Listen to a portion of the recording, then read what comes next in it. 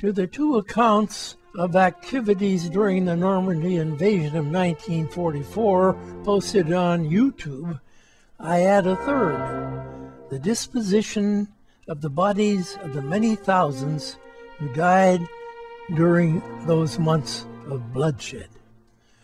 I had visited the Cemetery of the United States at Colleville-sur-Mer in the spring of 1957, less than a year after it had opened. Here are photos of the monument and of the headstones that I took then. The off-white austerity of the memorial and the stark severity of the columned arrays of row upon row of white headstones remained fixed in my mind. But in 2005, much had changed. The sheer number of the row upon row of white markers was as overwhelming as it had been 50 years ago. And the debt we owe those who fell here is as poignant as it was then.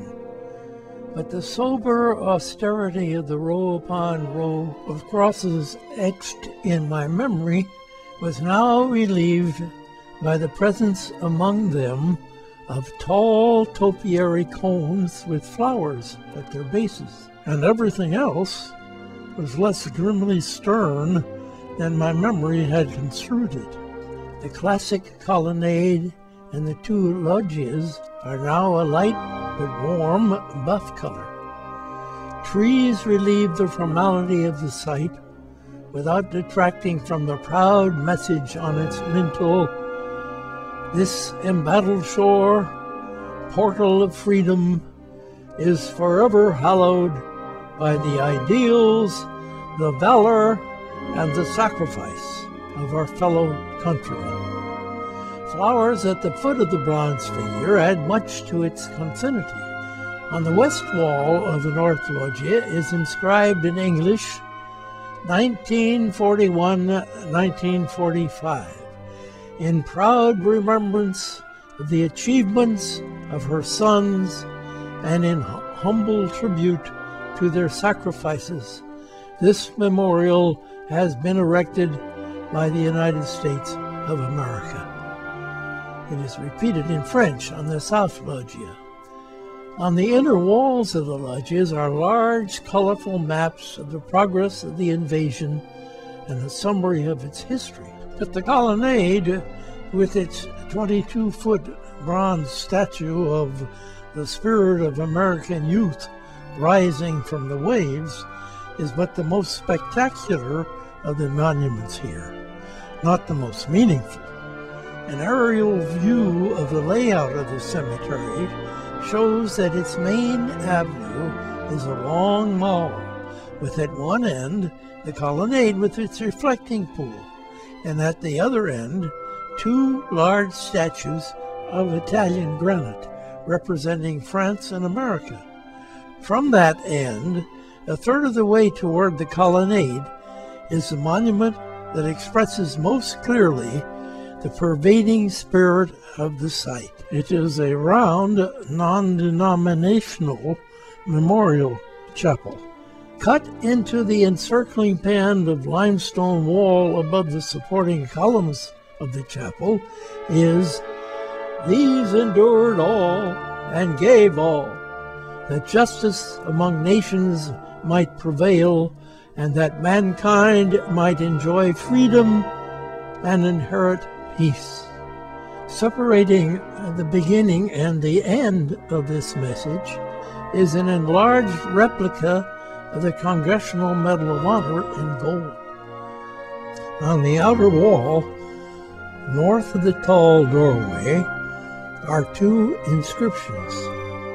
The shorter one reads, "Their graves are the permanent and visible symbol of their heroic devotion and their sacrifice in the common cause of humanity." In the interior, the black marble altar with its flanking flags and tall window is the center of attention. The message on the altar reads, "I give unto them eternal life, and they shall never perish. and immediately above it, etched in the glass of the window, is a Star of David with a dove of peace in its center. A star for each of the then 48 states outline its margin. The mosaic ceiling depicts America sending her armed sons to France by sea and air, and France placing a laurel wreath on the head of the fallen. Angels denote the return of peace, or perhaps the souls going home. On the north wall of the chapel is carved the message, "Think not only upon their passing, remember the glory of their spirit." And on the south wall, "Through the gate of death may they pass to their joyful resurrection." Behind the colonnade is a long curved wall inscribed with the names of 1,557 dead, whose remains were not found for burial.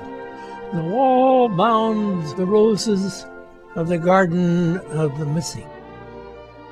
A description of this cemetery would not be complete without mention of the overlook constructed on a small jut of land north of the memorial. It provides an excellent view of Omaha Beach and the steep slopes that were the sites of German defenses. An orientation table there shows the 5 beaches involved in the landings of 6 June 1944, and as the second close-up shows, a mention of the several airborne attacks that began before the landings took place. A winding paved path leads to the beach. In France, there is another World War II cemetery maintained by the United States called St. James. It is in Brittany, at the location encircled on the map. Less well publicized than the imposing site at Omaha Beach, its memorial chapel is more in keeping with the French countryside, but is equally respectful and venerative. A YouTube movie about it is underway. Look for it online shortly.